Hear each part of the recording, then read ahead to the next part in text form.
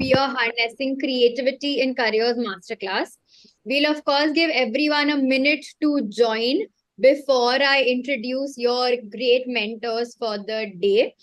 I can see good evening to everyone, and it's great for you all to be here. I hope you all have had a very nice day. And I hope you all are excited for today's session. Trust me, this panel is very impressive, and I am looking forward to hearing from them. So I am sure all of you all are as well. Let's just give all the students one more minute before we get started, and then I can begin introducing the mentors of the day.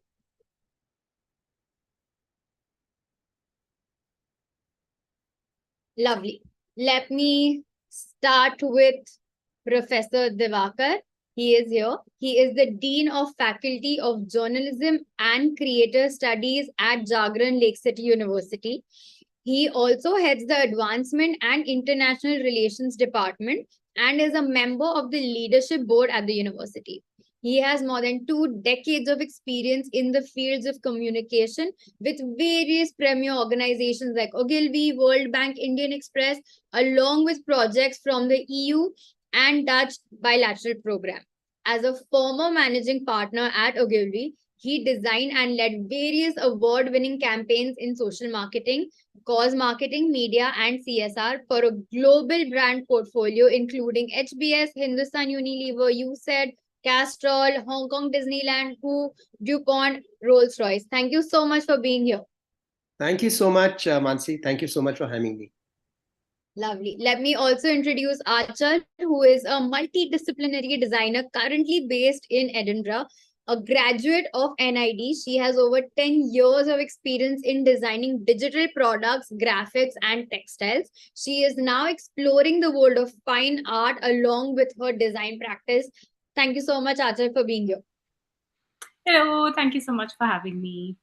I am now going to introduce your moderators for today. Let me first introduce Prasanna, who is a senior manager at Mindler. She is an internationally certified coach with master's degree in mathematics and in management of information systems from India and the US. She has more than 10 years of experience teaching math and Spanish in international schools in China and India.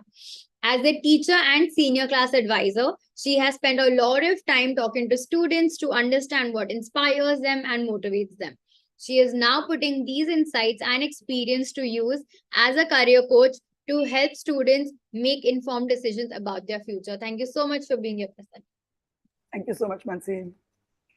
Lovely. And let me introduce Soumya, who is a senior career coach at Mindler, pursuing her passion in the education technology domain and has coached more than 50,000 students to develop their career roadmap. A psychologist by education with master's and bachelor's in psychology from University of Delhi.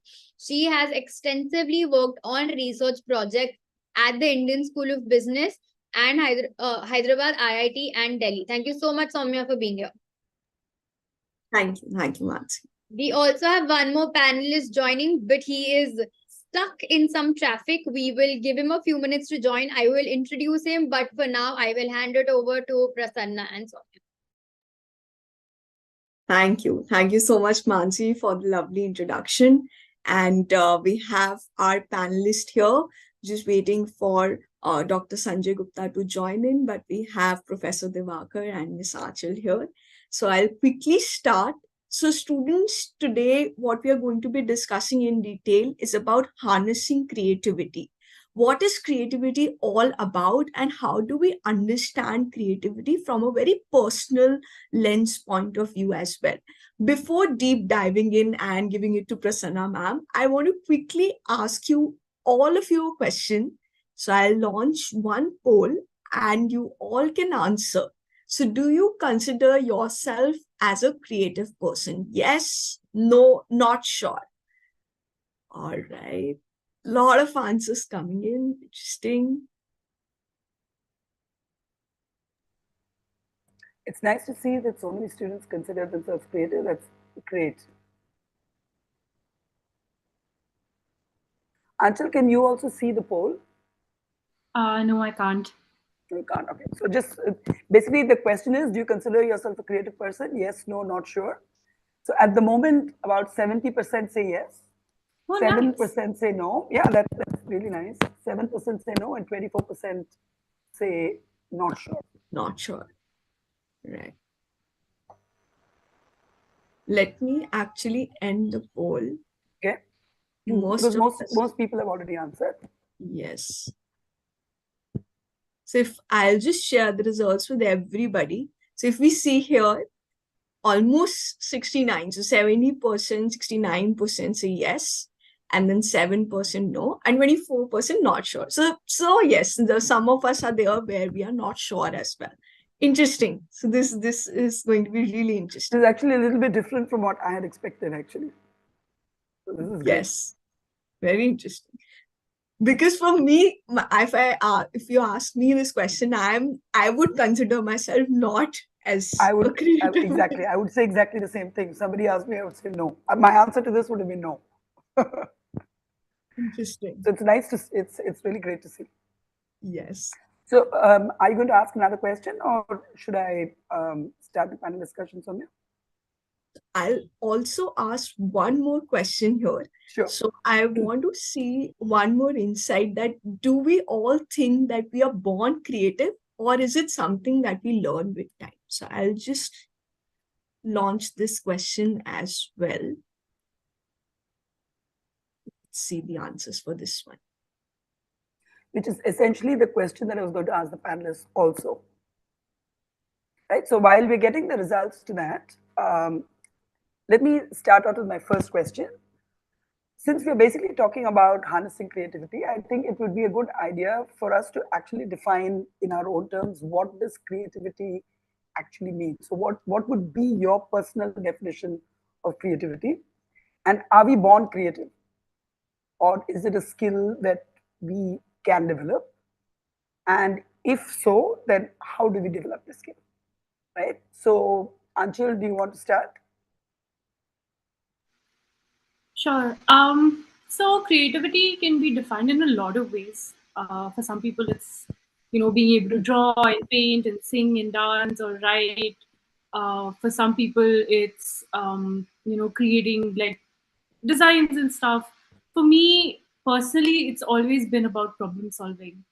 And in regards to people who weren't sure if they were creative and people who thought they're not creative, um, we have a very very interesting concept in India, which is basically the root of all creativity in Indians, and it's called jugaad.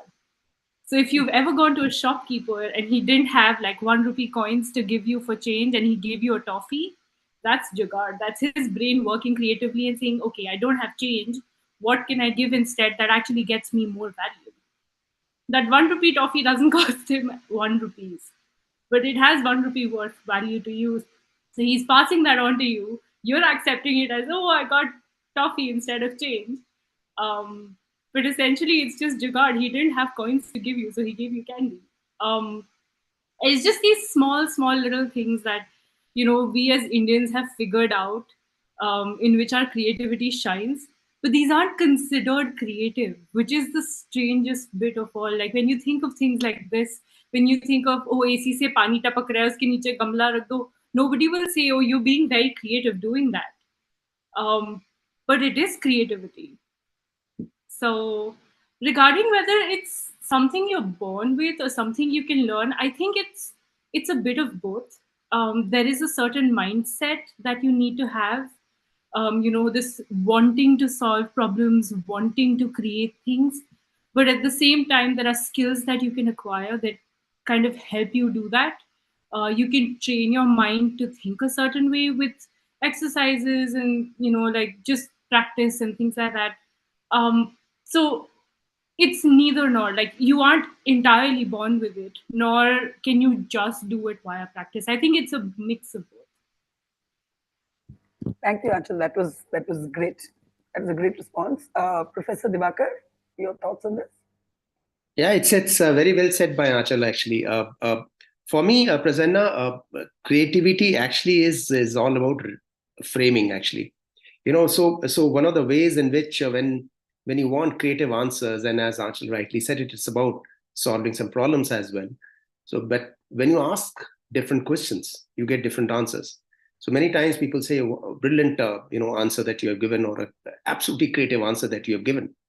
Idea is that if you ask a creative question, then you will end up getting a creative answer.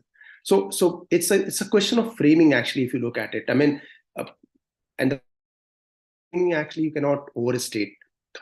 Just to give you a quick example, if you look at pensioners in the world over, pensioners versus youth who are unemployed, right? Who's more happy? I mean, in a general sense, I'm talking about who's more happy. It's the pensioners who are slightly more happy than the youth who are unemployed.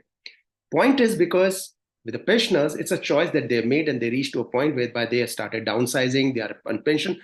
By the way, both have the same challenges: less money, more time at hands, actually, to, in a way, if I have to say it. So its idea is that how do you want to frame the entire thing, from what perspectives that you look at it. I think that is what the creativity is all about. And I think Aanchal is absolutely right. One has to have a solution to that particular problem. So creativity for what? If you look at it, creativity from a Rembrandt perspective, you end up drawing things and you do it. I mean, that's also creative. But people are creative without being seen to be in a creative career or in a creative space.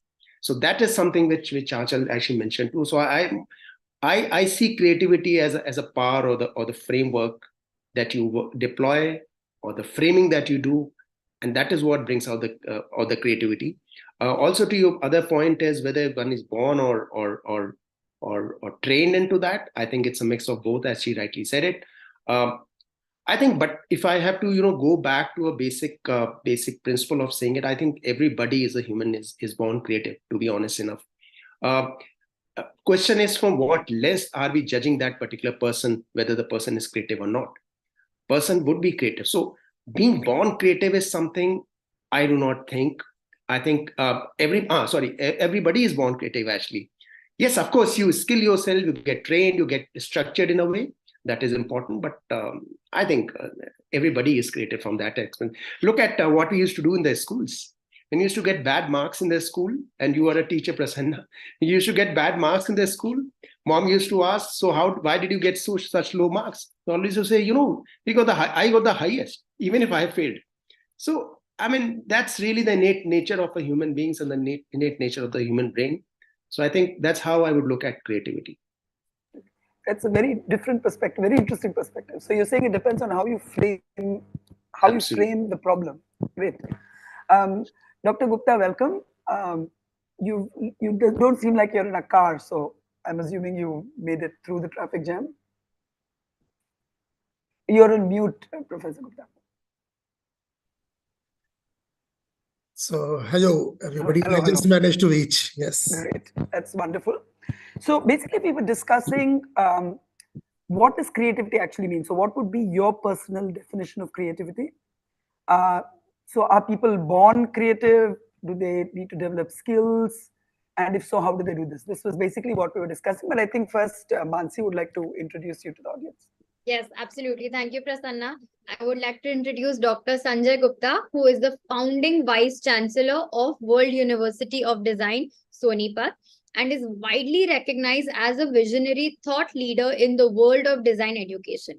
He brings a wealth of knowledge and experience as an alumnus of esteemed institutions like IIT Delhi and IIM Ahmedabad, and a distinguished academic career of more than 3 decades. His most significant contribution has been in establishing design as a mainstream field of study and career choice in India. His founding of the World University of Design in 2016 marked a watershed moment in design education. It became the first Indian university to offer comprehensive programs in art, architecture, and design all under one roof.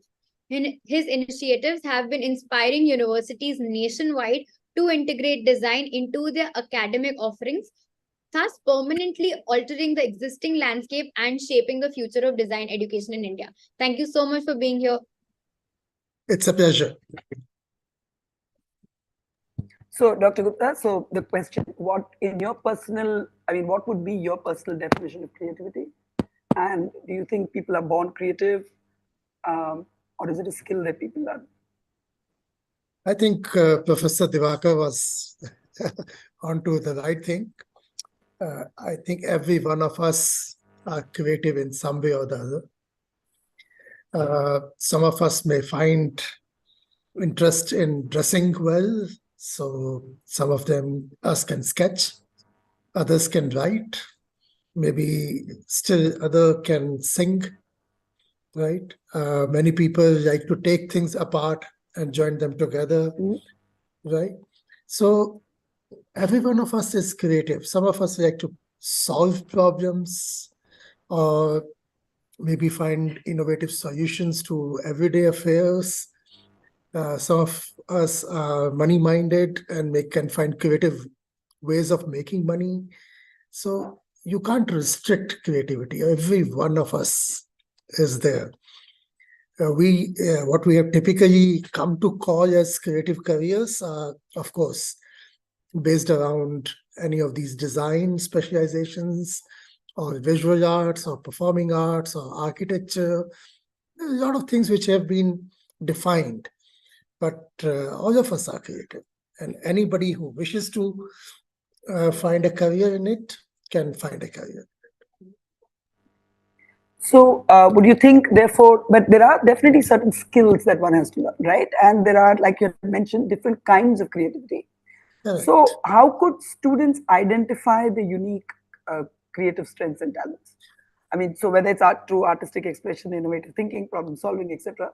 So how do they identify, and how do they kind of get better at it? I mean, what kind of activities could they do while they're at school or while they're growing up to develop these kind of skills further? Anshul, do you want to answer the question first, and then we'll do Professor Divakar and then Professor Gupta? Sorry, can you repeat that again? The voice broke for a second. Oh, sorry. So what I was saying was that basically there are different kinds of creativity, like all of you had said. So how can a student identify their unique creative strengths, right? So whether through artistic expression, thinking, problem solving, etc. So how do they identify what their creative strengths are, and what kind of activities could they do, for example, while they're at school or outside of school, while they're still, growing? I mean, what kind of activities can they do so that they can hone these skills and kind of, polish them and get better at it?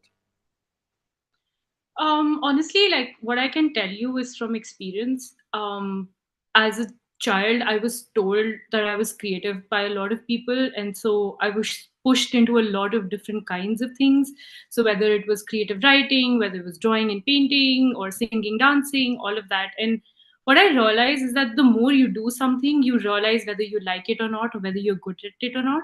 Without giving something a shot, just imagining that you'd be good at it or bad at it is probably not a great idea. Especially as students, we do have the time and space to kind of explore things a little bit.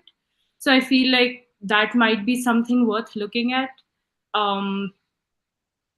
In terms of the kind of skills and exercises, like again, story writing, taking part in competitions, trying to just explore the whole world of creativity around. I think that would be the best way to go about it at that age. So through extracurricular activities and Yeah. those kind of Yeah. opportunities. Yeah, that's great. Professor Divakar? I would how one discovers creativity, it's a very difficult question. Actually, it just comes. It's a aha moment that you keep getting every second, actually, if you're asking. But one of the things which I have always maintained throughout my journey, and which I keep on telling my my colleagues and my students as well, is if you feel happy in doing something, I mean, that's where the seed of creativity definitely would lie. I'm not saying that's creative, but I'm saying that's somewhere around that point or space is where the creativity would start germinating to an extent. So I think being very happy in what you do and whatever you're doing is something which, and it comes naturally to you, is something where I feel you start discovering yourself that yes, you are creative in a way. You not really know that as a word that you're creative, but you enjoy it. You like it. You find out different dimensions of the same thing. I mean, prime example is look at small babies, what they do. As they start walking, They walk, they turn around, they put their heads down, they see the world upside down between their legs. I mean, that's what they do. So did somebody teach them to look at the world like that? I mean, as we grow, and Dr. Gupta is there, we grow, we get conditioned, and we start getting conditioned, we start looking at the world in the right frame, the way that we are conditioned. So I think to discover creativity's first thing is whether you're enjoying that particular piece of work or whatever you're doing, as Aanchal rightly said it. And how to hone that particular skill, how to sharpen your instinct and just test yourself whether you are really creative in the eyes of the world.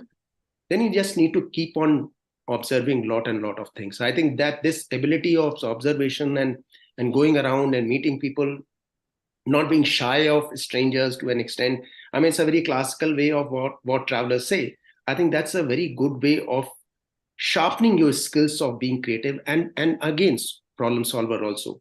Also, it is very, very important that it's just not a question of observation. Do you have an ability, or can you develop an ability in your heads to connect those things which you see, which are seemingly non-connectable? I think it's a very, very important thing. In my own life, actually, Prasanna, I had examples where I thought something which I was doing was absolutely crap, which was something was not relevant to me at all. And this instance actually happened, I was flying from Tokyo to Hong Kong, and on the flight, it was all Japanese magazines actually. So I couldn't find anything to read in English. And suddenly I found a dry cleaner's manual, in one of the pockets actually. So I took it out and started looking at that particular, and that was the only thing in English. So I started reading. And years later, I was part of a strategy session with Kodak in India, and they were talking of how to develop films and how to ensure that there's less pollution when the chemicals go out of the shops. And suddenly I said, this is exactly what the dry cleaners do. Dry cleaners manual also said the same thing. So I was able to, put in some points, and people thought that I was a chemical engineer, which I was not. But I'm saying that this connecting the dots is equally very important to sharpen your skills and develop and feel happy about it. So definitely that's a great story. So definitely to keep an open mind, because like you said, you never know what could potentially connect with what. Absolutely. Absolutely. Yeah. Dr. Gupta? Yes. So I just add a little bit. I remember a very old saying. It was, give me a man who sings at his work. So the person was just saying that the person should be enjoying his work so much that he can be singing at his work, which means he's enjoying the work. So if any one of you find that you are doing anything, that's your calling, that's your passion, because that's what you're enjoying. So following the passion just means that you do what you enjoy doing. And if you do that, I think that you'll find your creativity will find a place for itself. That's great advice. That's great advice. So now moving, because we are basically talking to 11th and 12th grade students, right, who are trying to figure out what might be an appropriate thing for them to study, what kind of futures they would have. So, they've also started thinking about careers, etc. So is the term creative careers, we keep talking about creative careers. I mean, is that deceptive in implying that there are some careers that require creativity and others don't require creativity? See, it's like this. Why this term has come to be coined is because of the long-held perception in the minds of students and parents that careers are only made out of engineers and doctors and lawyers, and that's it. At all times, it was thought that if you're doing painting or you're doing drawing or sketching or singing, it's a hobby. It's not a career. It's not something you make a life out of, right?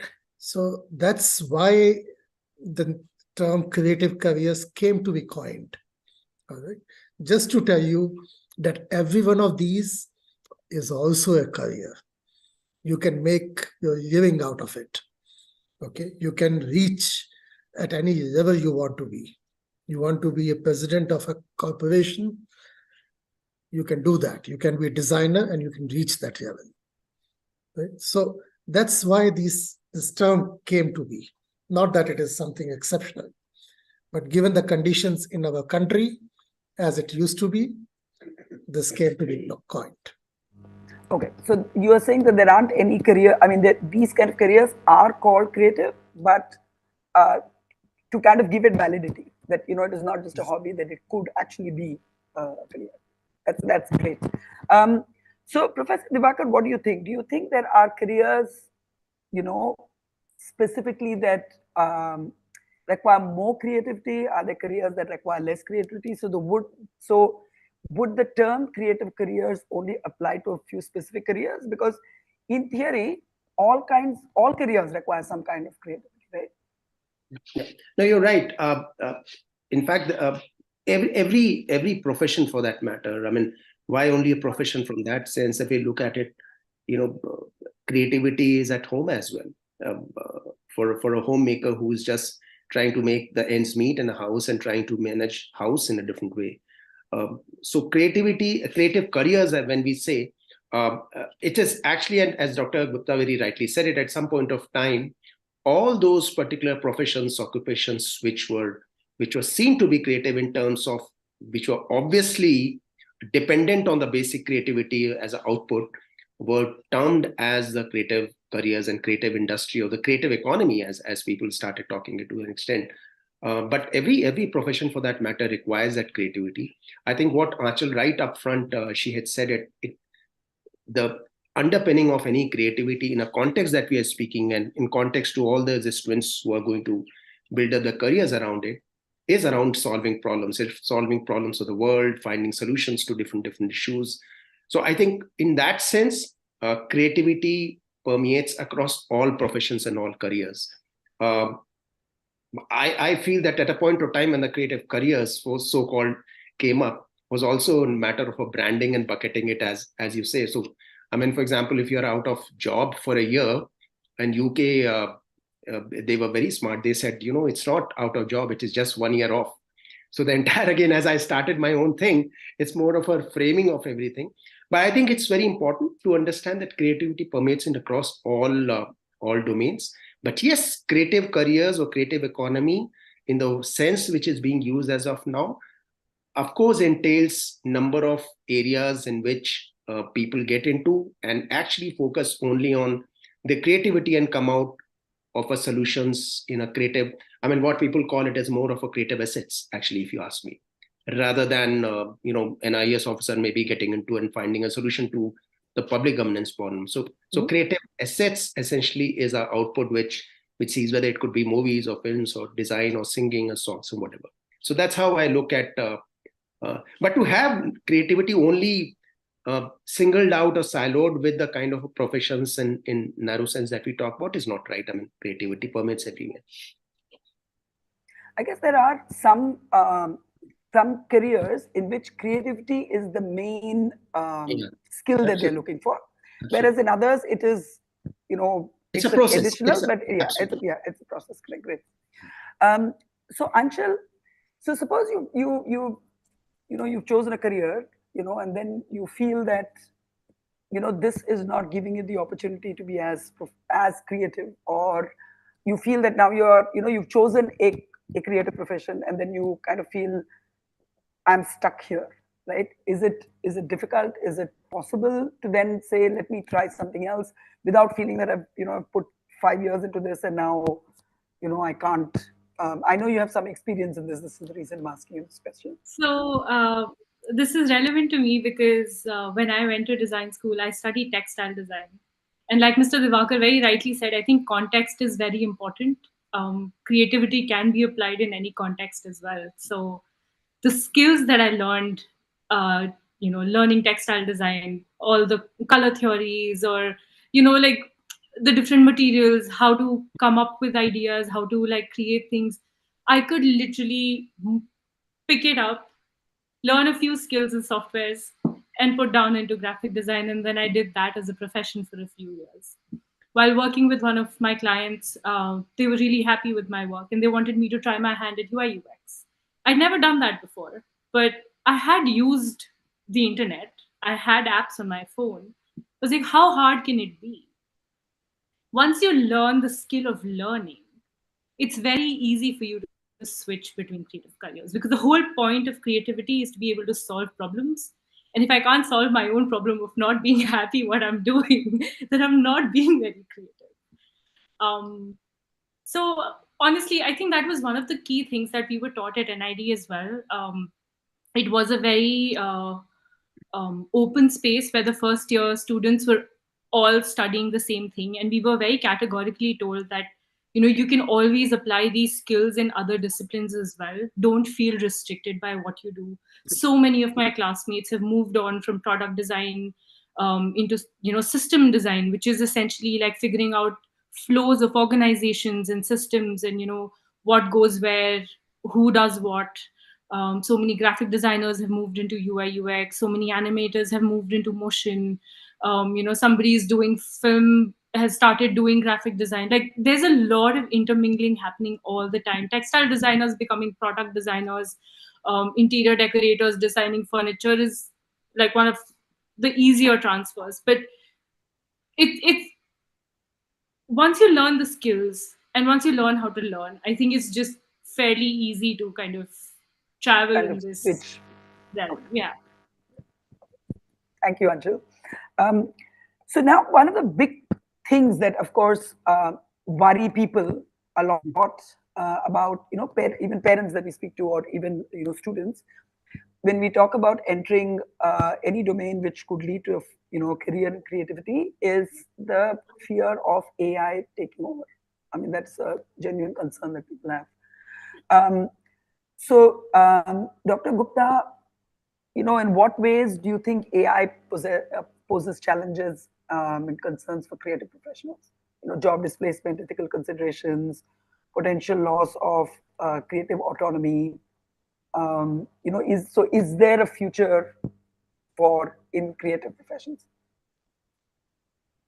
See, if you look at the evolution and how the technology has been coming, every 20 years, you'll find that there is a big change.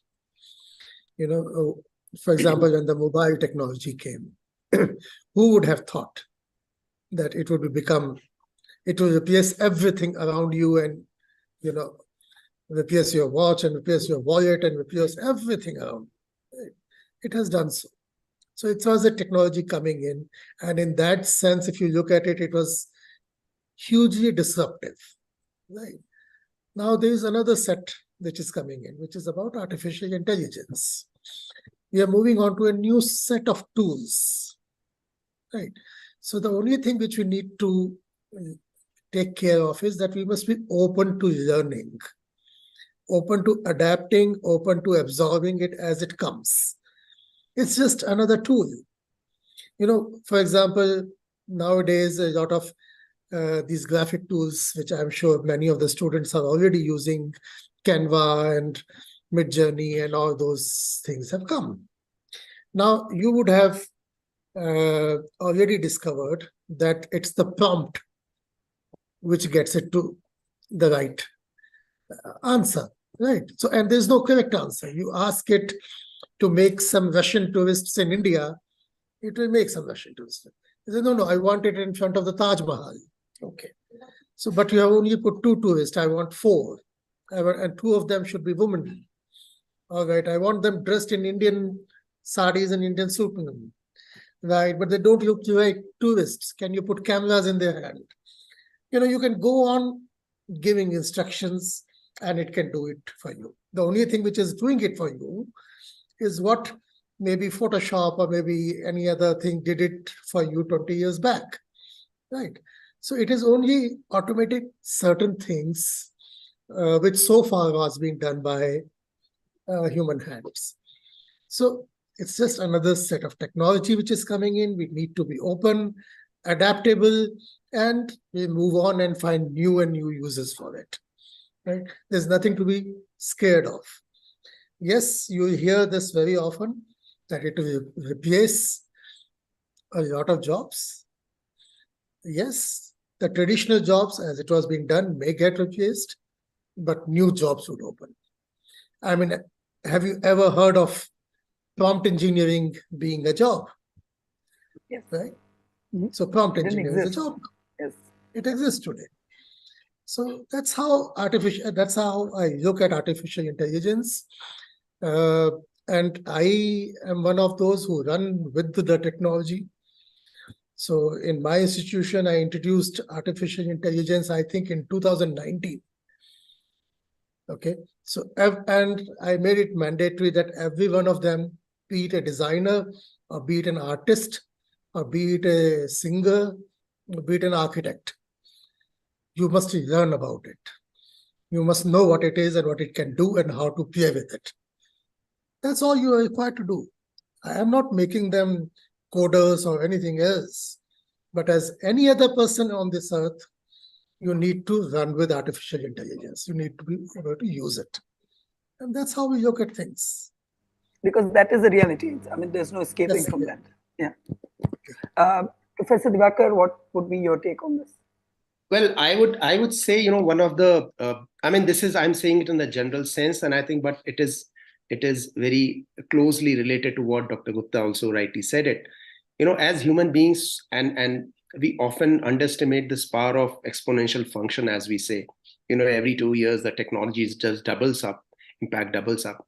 And I was also reminded, as Dr. Gupta was speaking of Alvin Toffler, who had said that one has to learn, unlearn, and relearn. And that's a process with which you are able to get new ideas. Generative AI tools, which in which context we are talking about from a creative perspective, is actually a very real thing. Dr. Gupta, it's a very heartening to know 2019 you had already introduced in your institution, which is really amazing. There are lots of tools which have come up, which have started making a lot of processes and functions automated as well.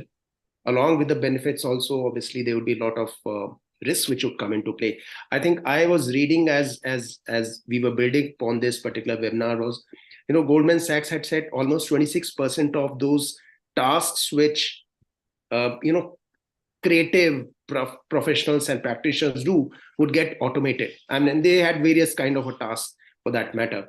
And we see in the world around us, many of the advertising campaigns today, look at it.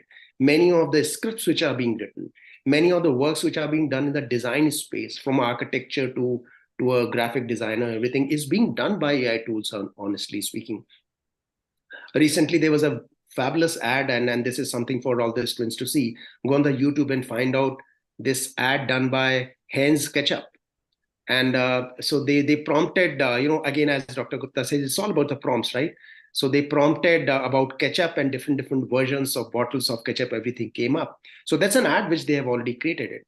But I think what is very, very critical, which I totally agree with Dr. Gupta when he says it's a human beings. And, go back to this particular studies and go back, if you can Google, if you can find out from places by Marshall McLuhan, who had very clearly said that we as human beings, we fashion tools, and later on the tools fashion us or shape us. Human imagination and creativity can never be artificial intelligence component. Know that for sure.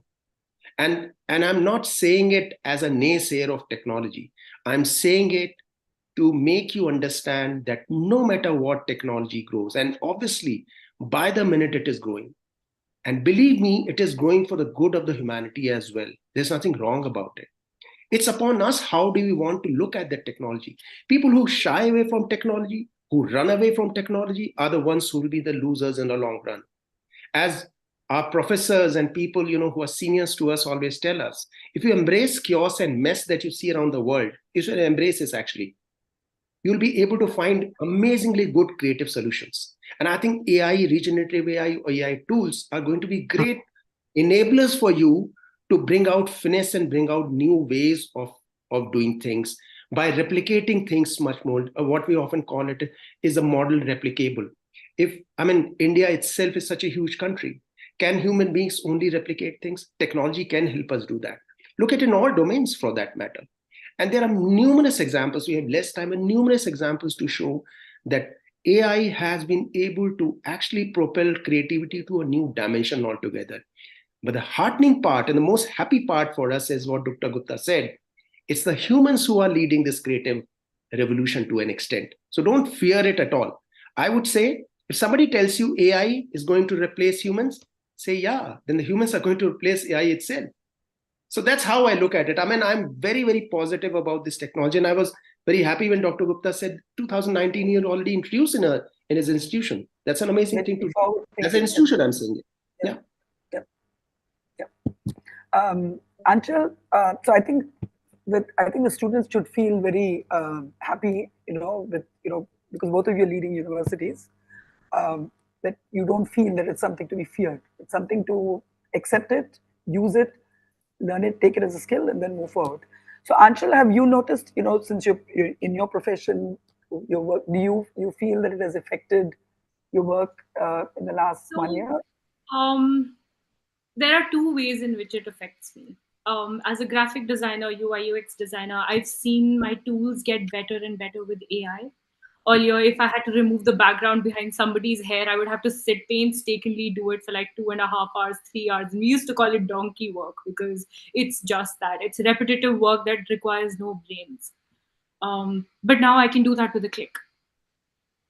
Apps like Figma that I used for UI UX. Earlier, I would have to manually replicate each and every component. Now I can automate it. I can put it in one folder and it'll automatically update everywhere. It's made work so much faster. It's everything streamlined. It just feels easier to do the work I'm supposed to do. And I feel like AI has actually helped me do that.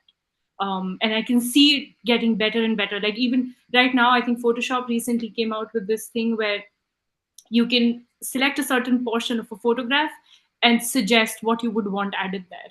So now I don't have to look for 1 million reference photos and then Photoshop it in place and hope that the lighting will work and things will work. So that's one part. The second part is, as an art student, I've had a lot of discussions with my classmates where we're like, what's the point of learning art? AI is doing everything. All I have to do is go on Midjourney and type something.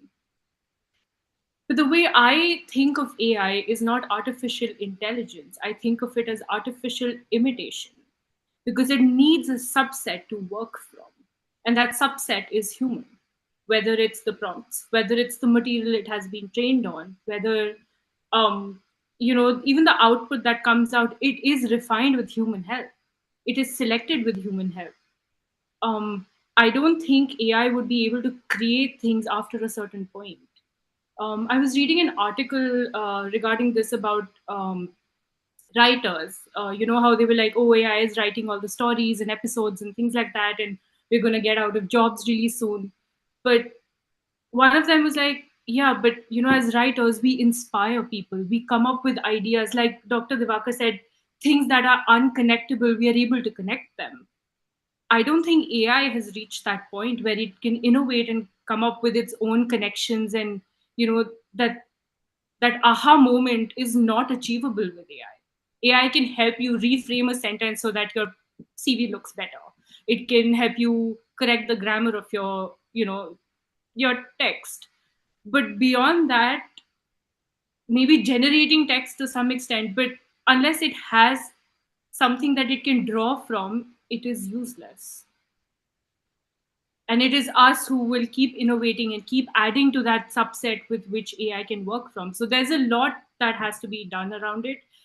There are obviously a lot of copyright issues that AI has been facing, especially Midjourney and ChatGPT, wherein authors whose books have been referred to, artists whose paintings and illustrations are referred to without any copyright or compensation are creating a hue and cry, and rightfully so.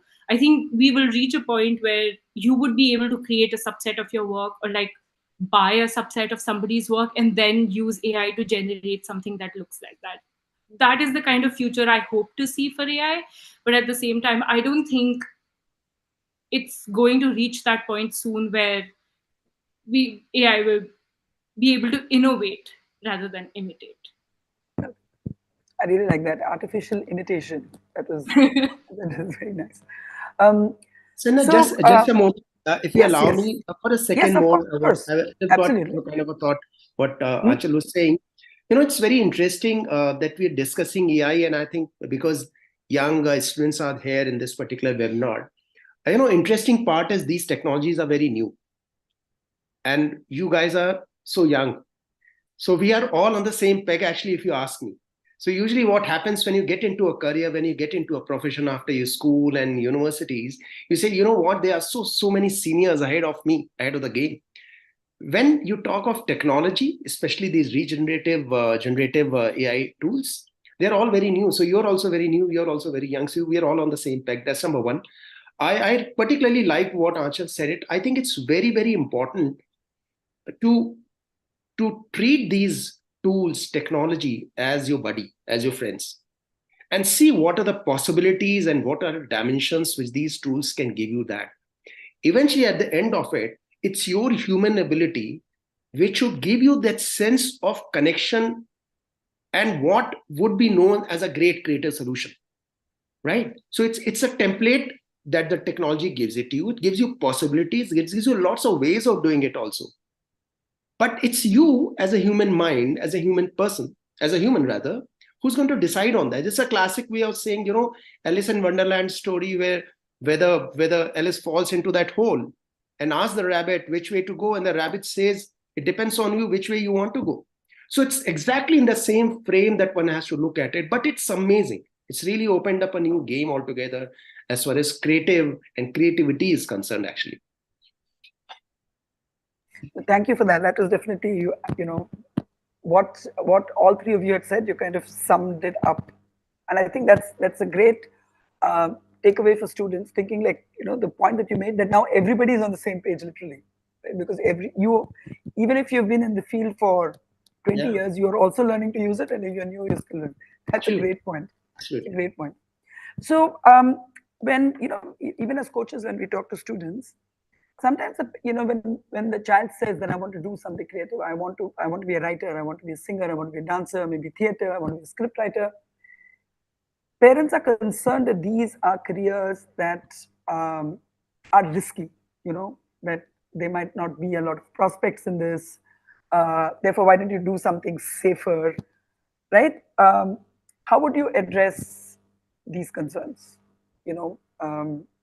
Because these students, you can see that they really want to do this, but they are like, are we ever going to make money on this? The students should look at Aanchal and Dr. Gupta, the achievers. So, Dr. Gupta, how would you address this concern? I'm sure you have parents who do ask you these questions. No, absolutely. See, I give you real-time examples. For example, everybody compares the careers with salaries. What kind of package the one, right? And for when you compare the packages, the most often being quoted are the IIT packages, right? So those are those which you read in newspapers. What the newspapers don't tell you is that out of a batch of maybe 800 students, there might be 2 or 3 who have got that kind of a package.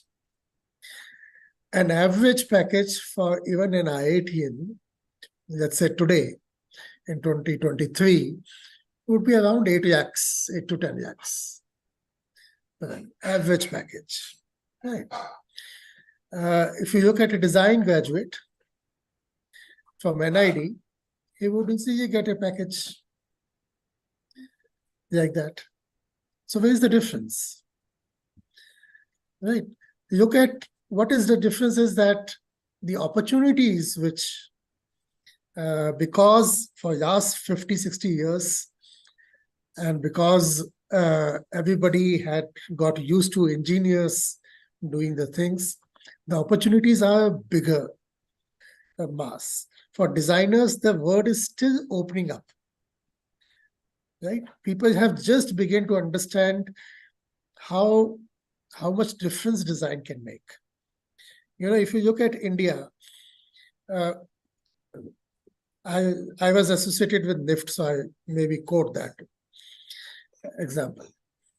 When NIFT was opened in 86, Why it was opened was because India was at that time just being a vendor, which means that the buyers would come, give us a sample and say, make 20,000 pieces of this, I'll give you this much. And we made 20,000 pieces. We are not designing, we are not suggesting anything, right?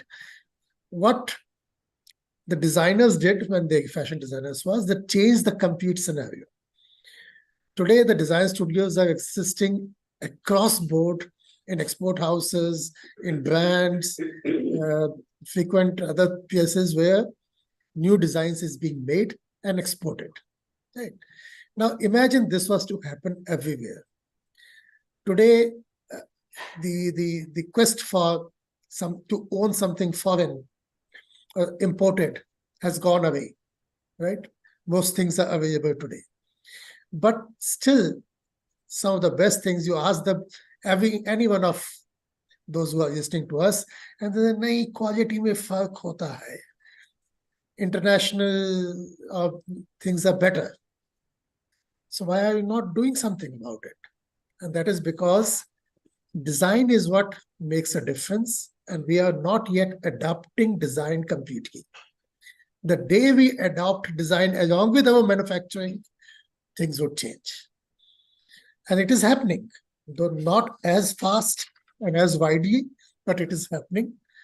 But going forward, the way market is opening up for designers, the way IT and other sectors, the artificial intelligence and other sector, they are going to open the whole market for those who can think creatively, who can make new things, who can use what is already available and create something new. And that's where the design is going to come in. So opportunities are no less. In fact, going forward, if you just compare an average engineer's salary to an average designer's salary, and I can guarantee a designer's salary would be higher. Students, I hope you're paying attention to this. And if it is really a field that, creative field is something that you want to get into, please do not let the idea that there are no jobs there, please do not let that hold you back. So is there any last final takeaway, one piece of advice that you would like to give the students? Yes, Anshul. I think I just want to build on what Dr. Sanjay just said. This thing of opportunities and all, I completely agree with him. But the one thing that I also want to add to that is, I think design gives you a sense of purpose and a fulfillment that a lot of other careers do not. I'm not saying other careers don't at all, but sometimes that in itself is enough. Even if you don't make as much money as your engineer friend or your MBA friend, the hours they're working to earn that money, the kind of work they're doing may not be as mentally taxing as this would be, because you enjoy it so much. Not because there's not, you don't have to work as hard, but because you enjoy it. It's a different kind of experience. I think that's one of the reasons I was able to switch to art as well, because my parents, even now, after like 15 years of having done my education, they're still like, are you sure you want to switch to art? How will you make money? And I'm just like, I'd probably be happier with a little less money if I can do the thing I want to do. Because at least I have the time and space to do the things I like. And at the end of the day, like for a fulfilled life, you do need that. You do need space to do things that you enjoy, that calm you down. In today's day of, like everything's in a rush, everything's moving so fast. You're just constantly bombarded with like stuff from all directions. You really need to take time to slow down. And you can do that with creative careers a lot of times. You can find that space, that calm, and do things that you enjoy. And I think somewhere it holds a little bit more value for me than that. I just take 1 minute and yes, absolutely strengthen what Ancha is saying. See, any engineering college, I'll just give you a comparison. If you get electrical engineering You're unhappy because you wanted computer science.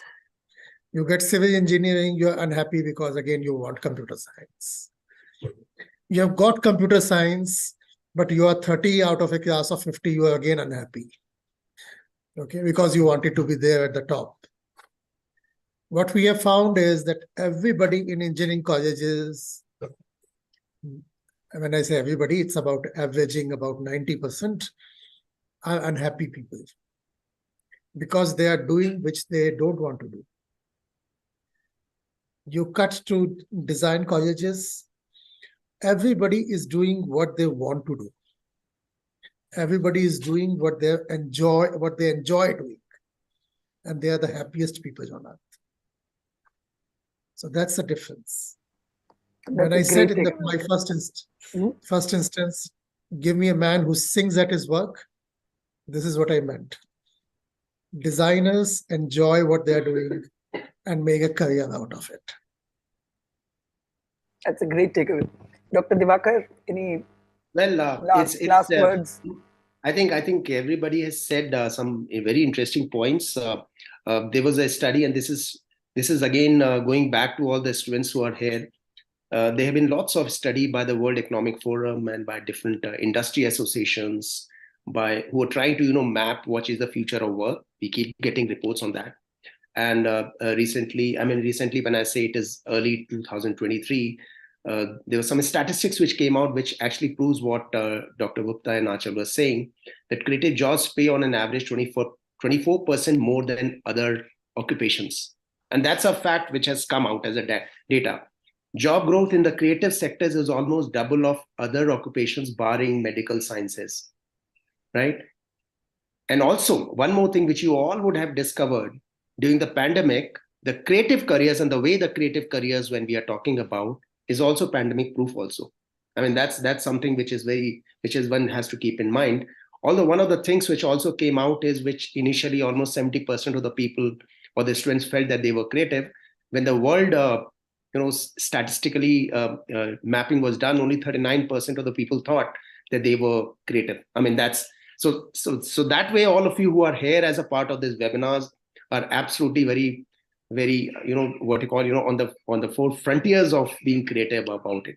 That's important. But I think I'll just say just two things very quickly. One of the things which you need to, keep in mind to become a better creative person in the context of a creative career, as we're saying, be invert. Invert means is that even as a matter of an exercise, take a different point of view. If you see some point of view, your group of friends taking a point of view, saying, okay, this is what the football team is going to win the championship, deliberately push yourself to take a different point of view.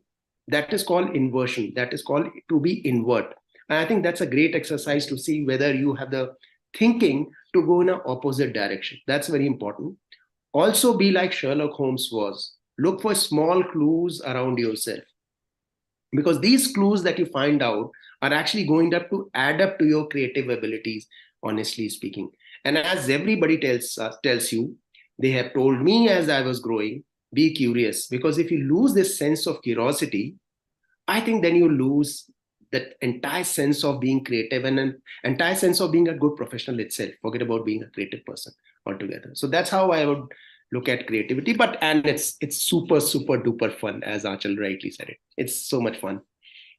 Thank you, Dr. Divakar. That I think inspired me also now to become. Find a person who can sing. I mean, I'm sure that Dr. amazing. In his office will be singing as well as Now, after listening to all of you, I regret the fact that I took math as a profession and not design. Thank you so very much. That was a wonderful, wonderful conversation and wonderful answers. And I learned a lot.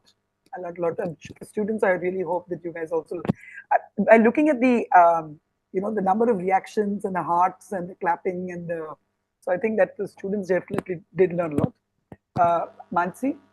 I have been flooded with a lot of questions, but one question that I think we always ask is if you had to recommend a book to our students, because we always recommend keep learning, keep reading. If you had to recommend one book or even 2 or 3, what would you recommend to our young interns over here before we end the session? Dr. Gupta, you go ahead.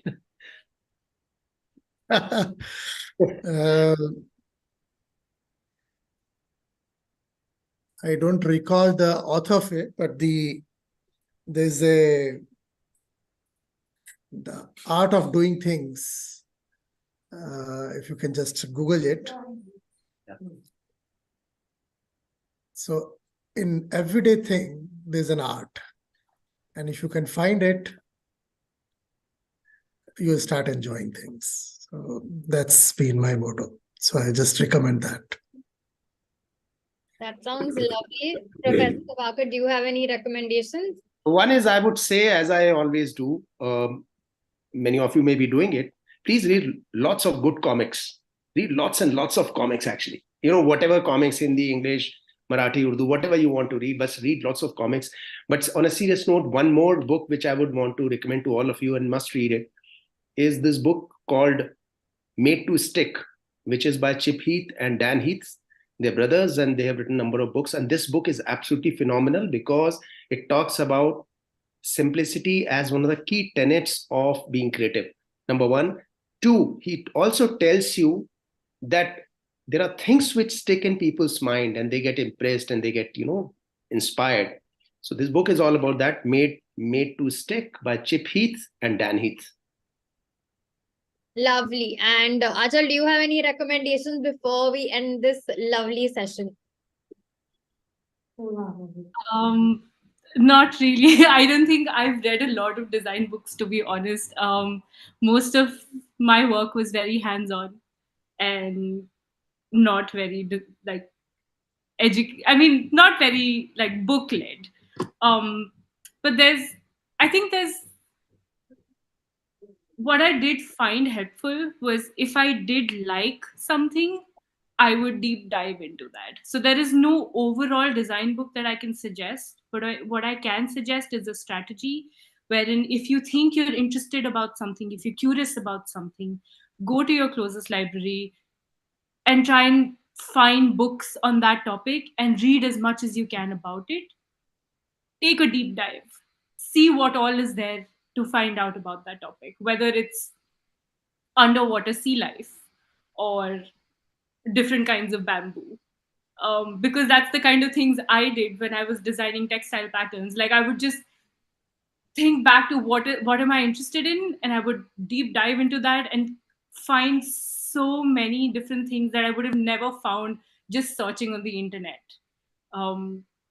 So yeah, no particular book, but just I think that's a wonderful nugget for students to take, but also just adding the author to Dr. Sanjay's book, The Art of Doing. It's Camille Sweeney and Josh Field. So in case you all want to, the names of the author is already there. With that, I would like to thank our panelists so much for taking our time and conducting and hosting such a wonderful sessions for our interns. I wish all could see all the queries and the questions that are pouring in. I'm sure that would help you all, see the impact of how students actually responding and have been so interested in so many things that you have mentioned.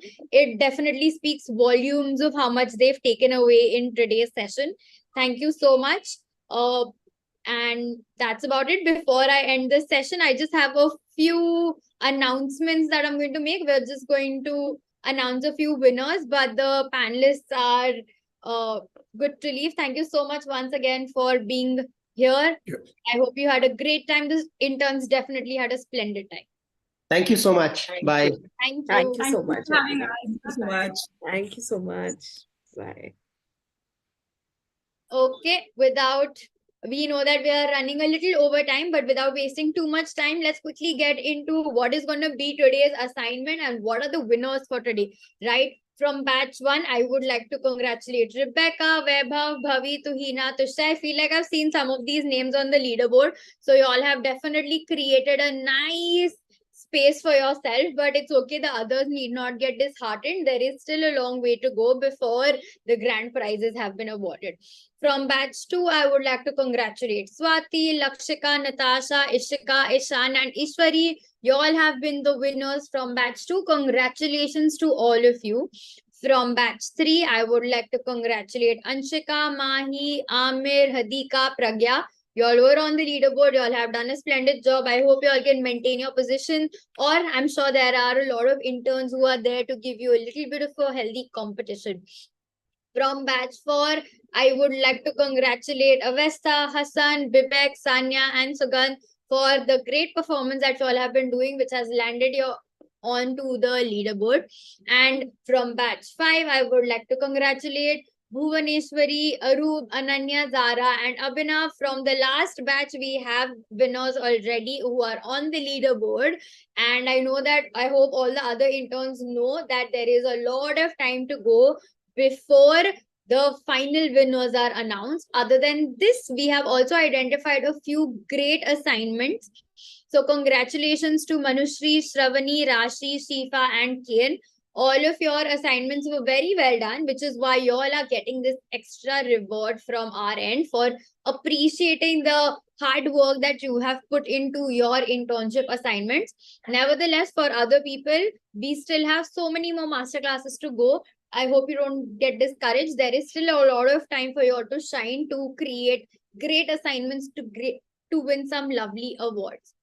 Now, talking about today's masterclass, we want all of you all to show us your creativity. So after this session, we hope we've tapped into a little bit of your creativity. So after exploring how you can channel your creativity into a productive career, we'd like you to envision how can you use creative thinking in one of your desired professions. So you can use any talent of yours and you can showcase it to us about how you would add creativity to your dream career. You must have seen that basis your assessment, you've gotten your best 5 fit careers. Pick one of them. Think about if, for example, it lacks creativity, how would you add that little bit of creative thinking to make your career even more innovative and more exciting? For interns who have not taken the assessment yet, please go ahead and do that so that you can get your best 5 fit career matches. Let's say you got an architecture, aviation, ethical hacking, computer application, and IT. Maybe let's say I pick something like ethical hacking and see how is it that I can add my spin to it, how can I add creativity to it, or how can I add creativity thinking to it. There is a very broad horizon that you can pick from. Go ahead and remember there is a deadline for all of y'all. Our next masterclass is going to be on business and entrepreneurship. It is called So You Want to Be an Entrepreneur. We have a very exciting entrepreneur on board who's going to come and share his journey but answer a few questions as well. If you don't already follow us on Instagram, please do so on @MindlerCareers on Instagram. I am quickly just going to flash the broadcasting WhatsApp channels for each batch. So this is for batch 1. This is for batch 2. At the same time, it's Shivam has been kind enough to put the LinkedIn profile for our speakers on the chat along with the books that they have recommended. This is for batch 3. For batch 4, I hope you all can quickly take a screenshot. I'm sure a lot of you all have already joined anyway. And the last but not the least, batch 5. With that, if you haven't already, I know that the last few masterclass that I did ask, there were very few no's and a lot of yeses about how many of you all had already downloaded the app. If you haven't, please do so at the earliest. With that, I would like to thank you for attending this another amazing masterclass. I hope you all have taken away as much as I have in this session. And I hope you all have had a great festive weekend and are ready for the next masterclass very soon. I will see